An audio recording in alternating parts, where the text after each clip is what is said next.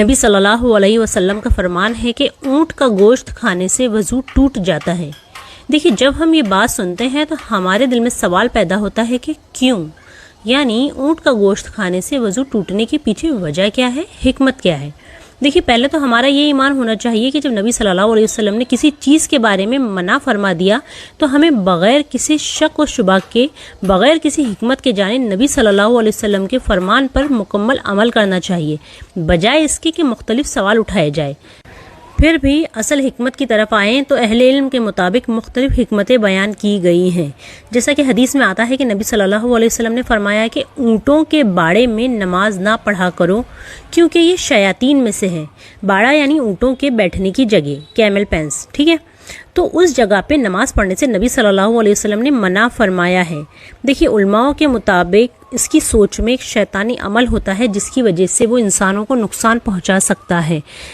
اسی لیے نبی صلی اللہ علیہ وسلم نے خاص اونٹ کا نام لے کر فرمایا کہ اونٹوں کے باڑے میں نماز نہ پڑھا کرو، وہ شیطان میں سے ہے۔ دیکھیے علماء کے مطابق اونٹ کی فطرت شیطانی ہے، اس لیے جو کوئی اس کا گوشت کھائے گا اس کے نتیجے میں کچھ شیطانی توانائی پیدا ہوگی۔ اونٹ کے گوشت کھانے سے انسانی طبیعت میں بگاڑ اور گرمی پیدا ہوگی۔ دیکھیے camel meat has a strong impact on the nerves and the provokes them, ٹھیک ہے، یعنی اونٹ کا گوشت کھانے سے جسم میں ڈیولش انرجی اور کچھ نگیٹو اثرات پیدا ہوتے ہیں، اور انہی نگیٹو اثرات کو اور اس شیطانی توانائی کو دور کرنے کے لیے نبی صلی اللہ علیہ وسلم نے ہمیں وضو کرنے کا حکم دیا، یعنی اونٹ کا گوشت کھانے کے بعد میں احتیاطاً وضو کر لینا چاہیے تاکہ اس توانائی کو دور کیا جا سکے۔